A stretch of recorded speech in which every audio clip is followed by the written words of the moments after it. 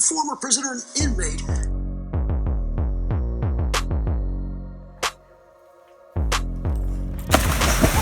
You did it. What are you doing, Guns? You bit the hell out of me. Wanna see you with your hands up. Going straight to the sky, let me see you put your hands up. Cause we do till we die and we on another level. I'm at New York City. To the first we get by, to the got a piece of the pie. Told you once, told you twice that we only got one life. On the way to achieve success after prison, he's going to share his story with us right now. Diamond shine, best at night. You wear yours, I'll wear mine. Go dumb.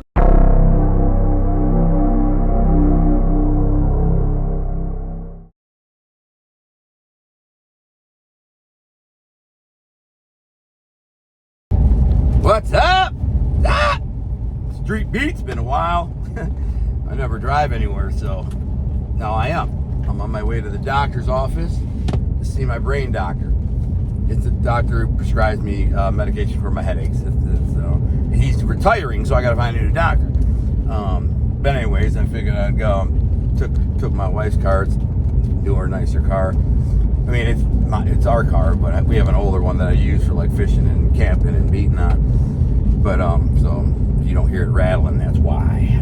Gotta watch out for deer right here. There's always a ton of deer on this corner of Doom. So what was I going to talk about? Oh yeah. I was telling somebody, I think I was telling Maria about a party that went awry, and it got me thinking, like, do kids even go to parties anymore? I'm like, is that a thing? Like, going to house parties? I mean, I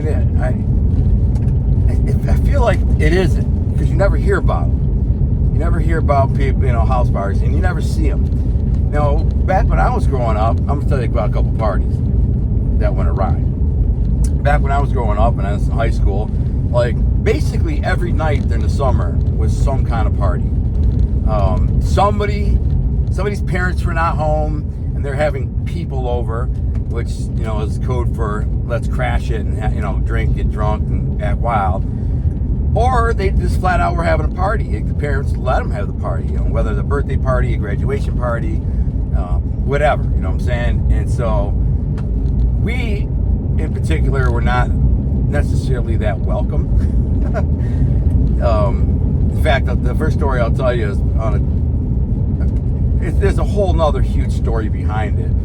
But there was this dude who was having a graduation party. Mother sanctioned it, allowed it. And he was a year younger than me. And he was graduating that year. And I later would beat the guy up really bad at Harbo's. There's a nightclub called Harbo's. And that's where I broke my knuckle. And it actually sparked my pain pill addiction because I got pain pills for them. But anyways, that's a whole nother story. And it's a long one. I beat the guy up real bad. He was a big guy, big heavy-set kind of guy, football player. And but I go to his house, and all these people, like, I just got done working out with my workout partner, Billy Usher. This guy's my dog, right? So he's kind of a famous dude, tall, ripped up, handsome. He would later become a Calvin Klein model for a couple of years. Just a super stud, right? And he was kind of famous. He was famous because he didn't go to our school. In school that I would have went to if I didn't get expelled. Hot here. But all my boys went to the school, and all the girls, everybody I knew went to the same school. So me and Billy, this kind of studly, legendary dude, pull up at this party. There's a bunch of people in the backyard. There's 3 or 4 cars in the driveway, and the dude having a party, his name is Bill, also Bill, he's standing with his boys in front of, behind one of these cars, 3 of them are leaning against the back of the car. And he's like, people are walking into the backyard and saying, what's up, right? So we come walking up. Me and Billy just got done working out, so we're wearing, wife beaters. I had a red wife beater on, a red muscle gym tank top. Billy had a wife beater on, too. And he says to me, sorry, Al, man, you can't come in. I said, what? I said, why not? He's like, it's a senior party only. I look in the backyard. I kind of look past them. I see my girlfriend and all her friends there. They've all graduated. I see a bunch of my boys back there who have graduated. I said, bro, what are you talking about? I see freaking all kinds of people that, you know, aren't your class back there. He goes, sorry, bro. I don't know what to tell you. I can't come in. And I'm trying to be cool. I say, why not? He's like, can't have no problems. And I go, bro, I'll tell you what. You're gonna get no problem from me. I said, and if there is a problem with anybody, I'll handle it. So I'll be your security, whatever. Sorry, bro, you can't come in. So I say, dude, no, he says, just leave, Al. Oh, this is exact words. He says, just leave, Al, or I'll tell my mom to come out here and grab you by your balls and slap you around with one hand. The other hand. That's what he said. Grab by your balls with one hand, slap you around with the other hand. I said, I kind of looked down and I looked up. My best friend Billy, my workout partner, standing in front of me. And he's a badass. And he just gives me the slightest nod. He just goes like that. There's a slight nod. And I said, and then he says, oh yeah, that's right, you ain't got no balls left from all them steroids you did. That's when Billy goes. And I just go. And he's sitting right next to me. The dude is right next to me. And we're all leaning against the back of his car. And he's got a couple of his boys there. And they're big boys. Like big, way bigger than me. Like big football player, lineman dudes, you know, 250 pound, 280 pound dudes, right? But I know who they are, and they know who I am. And they're cake soft, you know what I'm saying? So I'm not worried about them even in a little bit. And I got Billy with me, so I got backup. So when Billy nods, he says, like this, I just go, wham! And I crack him in the mouth. Now, some people could call that a sucker punch or a sucker elbow. Call it what you want. He just hit to me, and that's how I reacted. So, wham! I hit him in the mouth, and I turned around and said, you got a big mouth, mother effer. I said, let's see if you can back it up. Wham! And I punch him in the face. Not hard, because I didn't want to go to jail or hurt the guy real bad. So I'm just like, boom, I hit him. I said, come on, man. Let's see if you can back that mouth up. What you want to do? And he's like backing up. I said, come on. Wham! And I hit him again. Not real hard. Just kind of jacked him in the face. Back! You know, hit him. Knocks him back. He's backing up. He's like, I ain't trying to fight you, Will. I'm saying, what you got this big mouth talking all this crazy stuff? I said, what you want to do, man? Let's do it. I start walking towards him more. And he backs into the bushes in the shrubs, and he like trips because he's walking backwards, and he falls into the bushes. And his mother was in the window watching. She goes, that's it, I'm calling the cops. And the dude guy gets up, looks at me, and I still say, man, you got a big mouth. He goes, all right, man, you gonna leave now? I said, yeah, I'll leave, you know, because I don't want no problem with the cops. And he sticks his hand out to shake my hand. He said, you gonna leave, man? We're good, man, we're good. He says, yeah. I act like I'm a shake. I said, yeah, man, we're good. I act like I shake his hand. Bam! I slap him. Boom. And keep in mind, this is in front of the whole party, because by now, everybody in the backyard is like, they're all coming out looking. They pretty much saw the whole thing. And then I slap him. I said, man, my exact words were, next time you run your mouth, mother effer, you better recognize who you're talking to, man. I ain't the one. And we leave. Party arrived. But I was going to tell you another story where I was on acid one night. You know, I'm not trying to really glamorize any of this stuff. I just think they're entertaining stories to juxtapose to the culture of today. No, I'm not condoning this behavior at all. I mean, you know, in some ways, I guess that's douchebaggy, but did it sound like I was the aggressor or the douchebag here? I like to think I wasn't. I like to think, you know, this guy was a douchebag, kind of a bully. He was a bully, by the way, a total bully. He was a big dude, and he bullied people. And I see him do it all the time. That's why I ended up beating his ass at Harpo's, like 2 years later, stomped him, because he was bullying my friend, Brian. So, anyways, these stories are not to condone this type of behavior. I'm just saying, when I grew up, where I grew up in Detroit, late 80s, early 90s, whole 90s, This is kind of the culture we grew up in, and it's interesting to juxtapose it to the culture today. I don't know if kids even go out and party in real life. Do they go out drinking and rabble-rousing? I don't know. I'm not a kid, and I don't have kids. You know, you may see sometimes pictures and videos, but for us, it was like every single night. And honestly, so many of these parties led to fights and chaos, man. You know, I hung around a crew of tough kids, man. My old crew was tough guys. By the time like we were sophomores in high school, I was never in high school, but my boys were.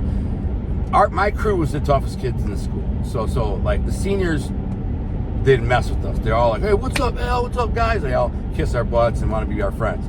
They want to have us around. Because we had proven ourselves over and over and over that we will fight, that we won't back down, and kick ass. So everybody liked us, or pretended to like us.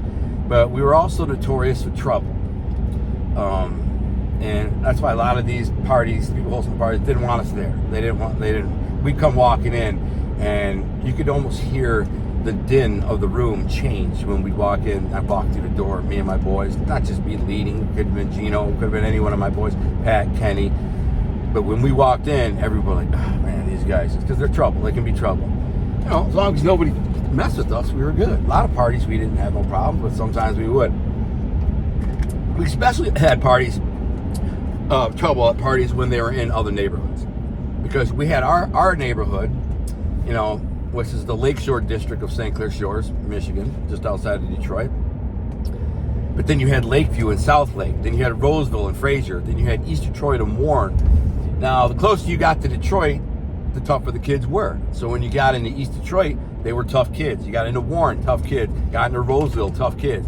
And my particular city was not known for being as tough as those kids. And they weren't. Most of the kids from my neighborhood and city were much softer than the Roseville, East Detroit, Warren kids, you know. But still, my crew was the tough crew, so we were kind of legends, you know. And God, there's so many parties, they're all popping in my mind now. I remember going to this one party, this crazy party. This is a South Lake party some girl was having. Gino was kind of talking to some girl. She said she was having a party. So we posseed up, crewed up. Must have been 6 carloads of us go to this party. Now, we had a crew called Boys in the Hood. You can look it up. There's been articles in the paper, Macomb Daily and stuff about us. Maybe Detroit News too. We were on the news. You know, caused a lot of trouble. And we walked into this party, and it was in the basement. Nice house, St. Clair Shores on Martyr Road. And we walk down in the basement, and it's crowded, and they have like a bar where you can pay $5 to drink, and kegs, you know, whatever they pay. We brought our own beer, but this is how it started. There was a dude named there who I didn't really know the guy that good. I knew him through my boy Fat George, but he was kind of a dork, and he also was kind of like one of those dudes. He thought he was way cooler than he was, and a little cocky. And then when he got on steroids later on, he really thought he was cocky. And I had to tell him at one point, I'm like, bro, steroids don't make you tough, bro. I'll beat your ass, man. I recognize who you're talking to. And he ain't no freaking tough guy. He just shrank right down. Said, really? I said, yeah. But on this night, he's coming down the stairs, and he's got a 12-pack of beer. And I just grab it from him. That's a douchebag thing to do. But again, he was one of those dudes I kind of saw as a douchebag. Like he's kind of thinks he's cool, thinks he's tough, thinks he's funny. He did model for a while, so he's a good-looking guy, and he's kind of a douchebag, and people didn't like him. And I was like, this guy's a freaking douchebag, man. Like, I'm gonna funk him. So he comes down the stairs with this 12-pack of beer, and I grab the 12-pack and rip it out of his hand. I said, Mom, thanks for the beer. I need some beer.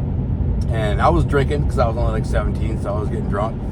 And he's like, oh, come on, Al, man, come on. It's my only beer. It's my only beer. And I said, all right, here, cool, bro. Here. I pulled one beer out of the 12-pack and I gave it to him. I said, there, you got a beer, man. Said, thank you. He said, come on, man, come on. And then I get dead serious. I look him dead in the eye. I said, bro, you want to get your ass beat over this beer? That's where we're going. Get your ass beat? He's like, all right, Al, man, whatever. You know, I was douchebag in that regard, for sure. But, again, he was kind of a douchebag, so, yeah. So, we're in this party in this basement, and I hear people going, like, you hear, like, the words, boys in the hood. That's the boys in the hood. That's the boys in the hood.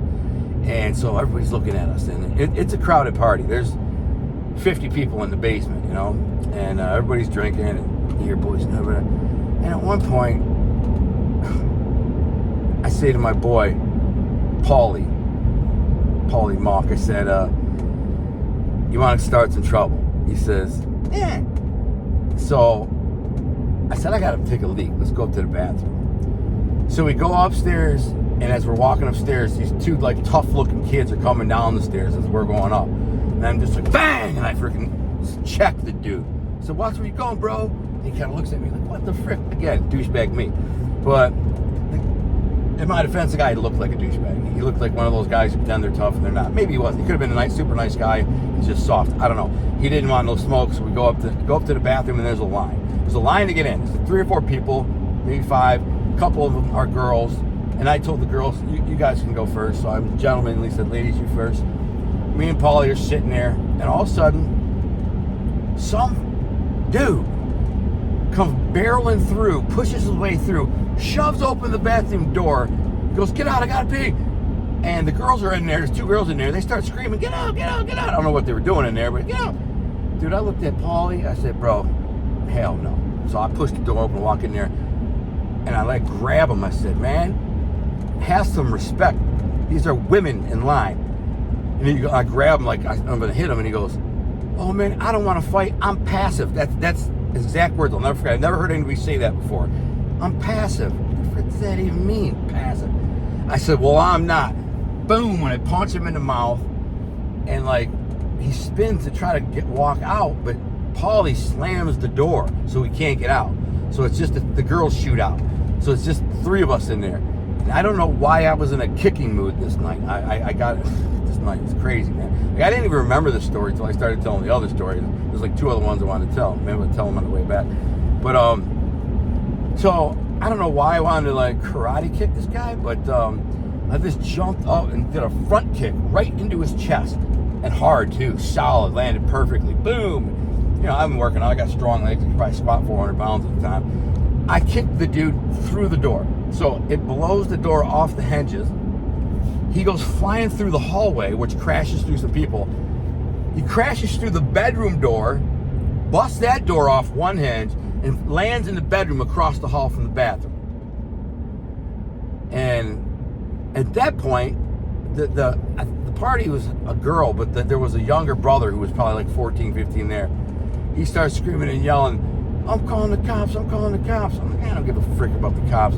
So I go down with Paulie back into the basement. I said, let's tear this mother effer up. Let's tear it up. Again, douchebag stuff, but it is what it is, you know. That's not who I am today, and again, I don't condone that behavior, but this is just who we were, which is, you know, strange to think about that I'm so opposite of that today. It's just, would never do something like this. Anyways, the basement had a drop ceiling, so I reach up and go bang, and I punch out one of those drop tiles, and then like a couple of my boys, bang, they do that too, and then like a couple of dudes try to like confront us about it, and my boys just start whooping, you know, start punching, swinging, smashing. They flip over to the liquor table, grab all the bottles. I go upstairs. Oh, I remember why. So somebody says, Al, Gino, there's a fight outside. And I go outside, and this dude, Marty, this big dude, no, actually Marty broke it up, sorry. There's this dude, one of my boys are fighting a guy between the houses. They're fighting, but they're like locked up, like in headlocks, they're locked up. And I'm like, beat his ass, and he ain't doing nothing. And one of the guys is talking trash. So I start beating up one of the dudes, right, who are talking trash, like, man, get him, da, da, da. I said, get him, no, he ain't getting nothing, boom, and I punch him in the face. And I start whooping, pretty good, bang, bang, bang, bang. Then my boy Marty, who's a big old dude, breaks it up. Between us, Al, no, dude's cool, man. He goes to school with me. Marty went to a private school called Notre Dame. He says, no, Al, dude's good, man. It's my boy. I go to school with him. He's a good dude. I said, all right. Well, Marty says he's good. So I let it go. And then I hear a bunch of like chaos and screaming in the house. So I run back in the house. There's about 10 people outside, you know, for that little gathering of fight. And I walk in the kitchen, and my best friend Jay is in the refrigerator, and he's grabbing all the liquor bottles out of the refrigerator, and the younger brother is trying to shut the door on him, so Jay's pushed in and they're fighting over the door. So I just walk right up, push the kid away, and grab the back of the refrigerator and go smash it, right? Bottles go flying, beer goes flying. Jay grabs 2 fists of liquor. Actually, I think he got a gallon bottle of vodka or something. And then, of course, now we know the cops are on the way, and we got to get the hell out of there. So I kind of run downstairs and say, "You guys, we got to go. Let's go." And my boy's been down there fighting for 5 minutes, man. Wrestling, fighting, posturing, yelling. The girl's screaming. Whole basement's trashed. They done knocked all the ceiling tiles out. You remember a funny thing is there's in the corner of this box we had these maps, a bunch of maps in it. I remember Kenny taking a leak in the boxes. I don't know what his problem was, but so I'm like, let's go. So everybody passes up. We're piling out. It's out on the front lawn. Everybody's yelling, screaming, fighting still on the front lawn. The neighbor comes out, and he's got one of those little bats, those little mini club bats, like a little Tiger's bat, Detroit Tiger. And he's telling them, "Get off my lawn." It's like 1 a.m. And he's like, "Get off my lawn, get off my lawn, get off my lawn." No. Before that happens, there's this redheaded kid, and he's yelling at somebody in the car, talking crazy and talking tough. And this dude named Chris Carver goes, "Hey, man, what's up, man? This dude talking all that trash, man, get him." And the dude Carver thought he was a tough guy, so I was like, all right. So I go after the redhead dude, and he sees me and he starts running. He's running down the street, so I chase him for 5 houses, but I'm not gonna chase this guy all the way on the block. And he was running after one of his friends in a car. And so let me get this light. So as I'm coming back, that's when I see the dude on the front lawn yelling, "Get off my lawn, get off my lawn." And so I walk up to the guy, I said, "What are you gonna do, man? What are you gonna do with that bat?" He said, "Get off my lawn, motherfucker, I'll beat your ass." Bang, I hit him, not knock him out unconscious, but knock him down with 1 punch. Bang. An older dude, he's like a 30-year-old dude, maybe 35, it's in the suburbs. And so now I'm ready to get the hell out of there because I know the cops are coming. I just dropped this dude. Jay, for whatever reason, crazy as he is, he grabs a fifth of vodka and he smashes it through the front window. Again, douchebag thing to do. He just goes, smashes the window. So I'm like, we got to get the hell out of here. We got to get out of here. So we all posse up. There's about 6 cars of us, and we take off. There's on 9 Mile, there's a McDonald's. I told everyone, let's go to there and regroup at McDonald's. Go to the 9 Mile and regroup. So we pull up, and there's a carload of these kids from that party. One of them's the redheaded kid. And that dude Carver says to me, "There's your boy, man, get him." So I go running over there and try to start a fight with him, but he punks out and runs in McDonald's. And as I look back, dude, my boys were gangster, bro. They got this car surrounded. 4 of my boys got a car of 6 dudes. It's a big old boat car, a big giant Cutlass, right? Old school 70s Cutlass, blue. And my boys are on the roof, caving in the roof. They're jumping on us and get out. The guy's car won't start. It's going and it won't start. And finally, I was able to get everybody up and say, "Let's go. We got to get the frick out of here." But I do remember at the last minute, that car started and was pulling out, right?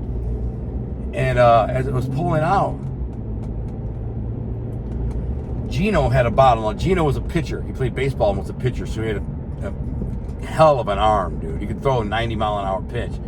And that car was pulling out of the parking lot, and from 40 yards away, he just goes, boom, and this half full bottle of beer, wings it. And the window was down in the passenger seat as they were pulling out.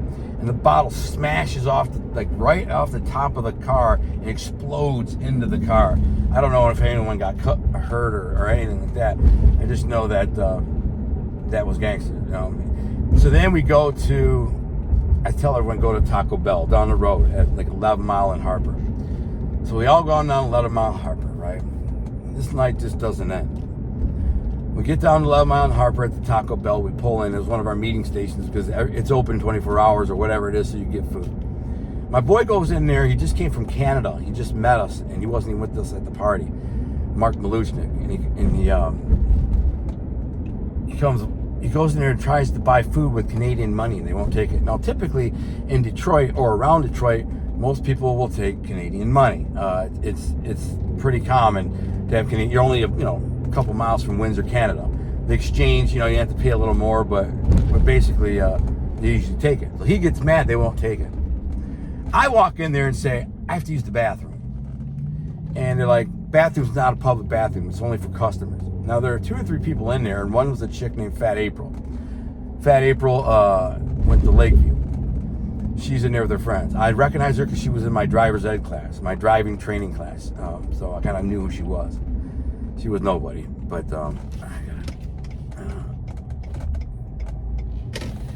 but anyways, I said I can use the bathroom, man. I just take a leak. You can't use it. So I get mad. I said, I can't use the freaking bathroom, bro. You serious? And my boy Mark has already been arguing with the guy over the money. I said, man, after this bath, I said something like, I'll just pee on the floor. And I grab the cash register and I fling it. And he goes crashing on the floor. He's like, that's it. I'm calling the cops, blah, blah, blah. So I go out, trying to tell my boys, the cops are coming, man. Let's get the frick out of here. And the manager dude is this long hair guy, like a burnout, like a rock and roll type of dude, right? And he, I think this is where I gotta be, yeah. He comes out and says, that's it, I'm calling the cops, da, da, da, da. And I'm like, I don't know why, but everybody surrounds him, right? Everybody surrounds the dude. And my one boy kind of squares up with him going, what's up? What you want to do then? What you want to do? And he throws a punch at him. Billy throws a punch at him and like pops him from the side. And the dude's like, what's up? And he starts trying to fight. Again, I don't know why I decided to kick the guy in the face. I was in the kick mood. So I just like, snap, I kicked my foot up. And in the like court documents, it says, when I kicked him, like somebody says, I just saw a foot come out of nowhere and kick this guy's face and his hat went flying. And so I kicked the guy, but if he wouldn't have been acting tough, he wouldn't have got it. He was just being a douche. I won't take your money. You can't use the bathroom. You guys are punks. Get off my premises. Da-da-da-da. Just talking crazy to us. And we're just like, hey, man, I just need to use the bathroom or buy some food. We're not going to bother you. He gets tough with us, and this is what ends up happening. When I kick him, he goes flying back against the door, and then 3 or 4 guys bum rush him and start pounding him, right? I legit start pulling guys off of him, saying, no, I don't jump people. It ain't a jump move. I'll fight them, but, this ain't what that is. It's not a jump move. And I'm going, get off him, get off. No. And they're all looking at me like, what? I said, man, get off him. I'll fight him. That's it. And they're all punching him. They end up throwing him through the window and breaking his arm. And it ends up all in the paper. And a couple days later, we all get arrested. I'm at my adult ed school. The cops come in. They question me, but they don't arrest me. But that same day, 6 cops walk into Lakeshore High with camera crews from the local news and arrest 5 of my boys out of class while they're getting on camera. And they say Boys in the Hood, leaders of the Boys in the Hood are arrested out of class, because of blah, blah, blah, blah, chaos that they caused on this night. So my boy Mario, Billy, Maluchnik, Paul Catello, Billy, Paul Catello, anyway, there's 5 of them, right? They called them the leaders of the Boys in the Hood. But they questioned me, and I said, hey, I didn't do it. I wasn't there. And they said, well, there's somebody named Al was there. I'm like, it wasn't me, man. I don't even know these people. I don't know what you're talking about. So I did end up getting charged, though, with an assault, and I had to plea out. But my boys got in big trouble for it. Like, they got in big trouble, and they had to get lawyers and fight it, and it was in the papers, and it was, they made a bunch of big Boys in the News. That's what the title was. Boys in the Hood strikes again. Chaos, and they caused chaos across the city last night, and da-da-da-da. This. And they name everything I just said. And it was chaotic. But anyways, not a good night. Everybody ended up in a lot of trouble from that, man. We all got, criminal cases, and had to get lawyers and fight, and it was crap, man. I went to Billy's trial with him. He was wearing a suit. His dad was a cop in the city. His dad was like a captain of the police in that city. So they made a big deal out of it. All the media news was there, and I'm like, oh, I felt so bad for Billy because he like embarrassed his father, you know. And it sucks. And he like took it to trial and law. So, anyways, my drinks, purple drinks, leaking on the seat. So that was a night out, party night. No, I don't know if kids do that anymore, but that was pretty much standard protocol for us. I mean, that was obviously extreme night of trouble, but many, many nights ended up in that same way. So I have a couple other stories I'll share on the way back. I'm just thinking about it from a redemption standpoint. I'm just like, dude, I sound like a freaking idiot, man. Like, if somebody told me that story, all I can tell you is God is amazing because he's able to change me from that guy to who I am today. Now, some people watch this, they don't know who I am today, but, you know, I'm a humble author. I write books. I own a publishing company. I help people publish books. I'm a ghostwriter. I'm a screenwriter. That's how I make my money. I live on a 20-acre homestead in the wilderness with my wife, beautiful wife that I married when I got out of prison. I'm just I don't curse typically, and I cause no problems, no trouble, and want no drama or nothing, right? But back then, the culture was such that I felt compelled to constantly prove myself and like just get this chip off my shoulder. You know what I'm saying? Like I had to prove all these people around and I'm like, well, I'm a scumbag. I'm kicked out of school. I'm a drug dealer. So they all look down their nose at me. They think I'm a punk. So the only way I could try to like earn their approval was acting crazy like this and doing that type of stuff. And it's psychology, you know. I wanted their approval so bad. I wanted people to like me so badly. I wanted attention from the girls so badly. This is how I acted out, which is totally bad behavior, but this is how it played out. I'm very blessed that I never killed anyone, whether accidentally or intentional, and I'm very blessed that nobody killed me. It could easily, you know, somebody could have pulled out a gun, bang, done. You know, I could be dead, and you'd never know the story. Or I could have accidentally killed a guy. You know, let's say I kicked that guy in the head and he goes back and falls and hits his head. I know that's happened. I have a friend who's in prison right now doing like 10 years because he knocked the guy out. When the guy went down and cracked his head, he died. And by the way, that guy who died was somebody, like a serious somebody, a mob guy. So that guy who did the punching, he's in big trouble. You know, he's got to run for the rest of his life. Chaldean Mafia, not the Italian Mafia. But still the same thing, basically. One of the same. And so I got lucky. I did knock a few guys out that went down, and I got another story I could tell you about a party that I had where at the party I knocked this guy out. He fell down and hit his head and he was unconscious and he stopped breathing. They had to do CPR and I thought I killed him. And so see how easy that is? One punch could have changed my life. Luckily the guy woke up and he was okay, but had he not woke up, then I'd be in prison right now. Or maybe I'd be home by now. I don't know. But at the end of the day, don't do this stuff. It may be entertaining to you to hear it, but I assure you, it's not the route you want. It's not good. I don't condone it. I'm just saying this is the culture. I was a product of my culture. That's it. I was a product of my culture. Detroit, late 80s, early 90s. This was kind of, I know behavior wasn't normal, but it was kind of normal. You know, there were a lot of guys like me. You know, and like I said, East Detroit, Roseville, Warren, there are a lot of guys like me, and I know who they are, and they knew who I was, and they were doing the same thing I was doing. So it wasn't just like I was a one-off. In terms of my crew, I was probably the most aggressive. Gino was right there with me, but he was very aggressive. But other than that, all my boys were fighting and causing drama all the time, and it wouldn't back down for nobody. I mean, it could be like a 30-year-old bodybuilder, muscled out steroid. What's up, bro? What you want to do? And you know, sometimes I got the worst end of it. Well, my boy Chris got his front tooth knocked out one night. Another dude got his nose broken with me one night. So I mean, you know, they didn't win them all, but we won a lot of them. I got it, man. I gotta go. I'll tell you some more stories. God bless. I'm out. Former prisoner and inmate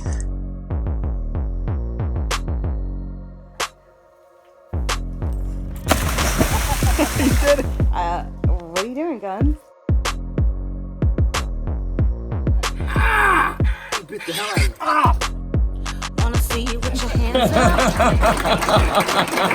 Going straight to the sky, let me see you put your hands up. Cause we do till we die and we on another level.